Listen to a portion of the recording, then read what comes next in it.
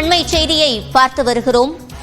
தமிழக வெற்றிக் கழகத்தின் மாநாட்டிற்கு காவல்துறை அனுமதி வழங்கவில்லை என்ற செய்தி தவறானது என்று தற்போது தமிழக வெற்றிக் கழகம் சார்பில் விளக்கம் அளிக்கப்பட்டிருக்கிறது. குறிப்பாக நிபந்தனைகளுடன் கூடிய அனுமதியை ஏற்கனவே காவல்துறை வழங்கியிருந்ததாகவும் தற்போது தேதி மாற்றப்பட்டிருப்பது குறித்தும் காவல்துறைக்கு மனு அளிக்கப்பட்டிருப்பதாகவும் தமிழக வெற்றிக் கழகம் சார்பில் தெரிவிக்கப்பட்டிருக்கிறது.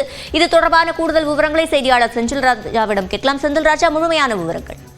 சிவரஞ்சனி, சற்று முன்பு தமிழக வெற்றி கழகத்தின் முதல் மாநில மாநாட்டிற்கான அந்த அனுமதியை காவல்துறை வழங்கவில்லை என தகவல்கள் பரவின. இது சார்ந்து கட்சியின் தரப்பில் பேசிய போது அவர்கள் இந்த செய்தியை மறுக்கின்றனர். அது மட்டும் இல்லாமல் அந்த பரவும் தகவலானது பொய்யானது என்றும் அவர்கள் தெரிவிக்கிறார்கள். ஏனென்றால் நாங்கள் செப்டம்பர் 23ஆம் தேதிக்கு அனுமதி கடிதம் கொடுத்திருந்தோம். காவல்துறையும் 33 நிபந்தனைகளுடன் எங்களுக்கு அனுமதியை வழங்கியிருந்தார்கள். அதை ஆலோசனை செய்து சட்ட வல்லுநர்களுடன் கலந்து பேசி காவல்துறை கூறியிருக்கக்கூடிய அந்த 33 நிபந்தனைகளை எவ்வாறெல்லாம் செயல்படுத்தலாம் என்று நாங்கள் ஆலோசித்து மாற்று தேதியை நாங்கள் கொடுத்திருந்தோம். அதுவும் கடிதம் மூலமாக கொடுத்திருந்தோம். தங்களுடைய தலைவரும் அதை அதிகாரப்பூர்வமாக அறிவித்திருக்கிறார்.